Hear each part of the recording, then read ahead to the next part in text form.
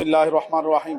ইয়া আইয়ুহাল্লাযীনা আমানু কুতিবা আলাইকুমুস সিয়ামু কামা কুতিবা আলাল্লাযীনা মিন ক্বাবলিকুম লাআল্লাকুম তাত্তাকুন। সাদাকাল্লাহুল আযীম। আমরা সরকারি চাকরিজীবী পরিষদ কর্তৃক আয়োজিত আজকের ইফতার মাহফিলের সম্মানিত সভাপতি, অত্র সংগঠনের সম্মানিত সভাপতি উপস্থিত আছেন, কর্মচারী নেতা আব্দুল মালেক ভাই, উপস্থিত আছেন আশিক ভাই এবং জাতীয়করণ প্রত্যাশী জোটের যুগ্ম আহ্বায়ক জনাব প্রকৌশলী মতিউর রহমান স্যার সহ প্রিয় উপস্থিতি। আমরা রমজানের আজকে দ্বিতীয় রোজা আমরা শেষ করেছি, কিছুক্ষণের মধ্যে আমরা ইফতারি গ্রহণ করব। আপনারা সবাই জানেন যে আমরা পে স্কেল বাস্তবায়নের জন্য আমরা কিছু আন্দোলন করেছি, কিন্তু সর্বশেষ আমাদের আন্দোলনটি সফল হয়নি। কেন আন্দোলনটি সফল হয়নি এই ব্যাপারে আমি দুটি কথা বলবো। সেটি হচ্ছে, সর্বশেষ যেদিন শহীদ মিনার থেকে যমুনা অভিমুখে মার্চ করার যে প্রোগ্রামটি ছিল, বুখা মিছিলের যে প্রোগ্রামটি ছিল, আমি আমার পারিবারিক একটি অনুষ্ঠানের কারণে আসতে পারি নাই, কিন্তু আমাদের জাতীয়করণ প্রত্যাশী জোটের সিনিয়র নেতৃবৃন্দ এখানে ছিলেন। এখানে যে প্রকৌশলী মতিউর স্যার এখানে আছেন, ওনার নেতৃত্বে আমাদের জাতীয়করণ প্রত্যাশী জোটের নেতৃবৃন্দ এবং আমাদের সহযোদ্ধারা ছিলেন। আমার কাছে মনে হয়েছে ওই দিন যেখানে পুলিশ বাধা দিয়েছে, ওখান থেকে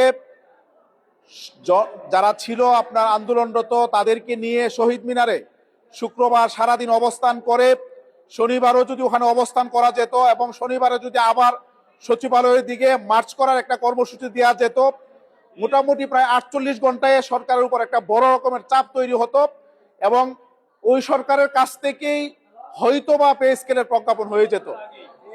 আমাদের এখানে আন্দোলনের যে প্রসেসটা, আমার মনে হয় সম্ভবত আমার ক্ষুদ্র বিবেচনায় মনে হয় এটা ভুল হয়েছে।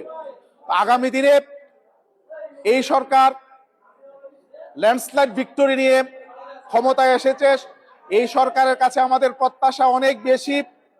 আমরা আশা করি মাননীয় প্রধানমন্ত্রী ইতিমধ্যে বিভিন্ন বৈষম্য বিভিন্ন সেক্টরে যেগুলো বিরাজমান আছে এগুলো দূর করার জন্য ওনারা কাজ শুরু করেছেন। ইতিমধ্যে আমাদের শিক্ষামন্ত্রী আমাদের বেতন ভাতা এগুলোর ব্যাপারে উনি অবগত আছেন এবং এগুলো নিয়ে উনি কাজ করবেন, ইতিমধ্যে ঘোষণা দিয়েছেন। আমরা আশা করি এই সরকার খুব অল্প সময়ের মধ্যে পে স্কেলের যে রিপোর্ট, এই রিপোর্টটি পর্যালোচনা করে খুব অল্প সময়ের মধ্যে আমরা আশা করছি তারা পে স্কেলের ঘোষণা দিবেন ইনশাল্লাহ।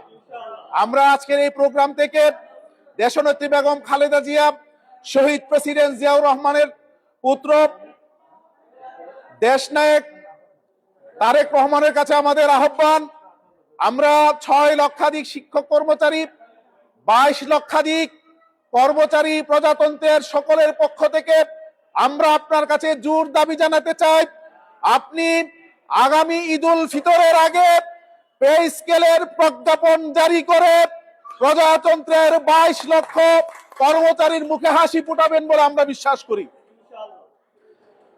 শিক্ষামন্ত্রী মহোদয় কালকে ঘোষণা দিয়েছেন যে শিক্ষকরা শ্রেণীকক্ষ রেখে ওনারা আন্দোলন করবেন, এটা ওনারা বলছেন যে এটার প্রয়োজন নেই।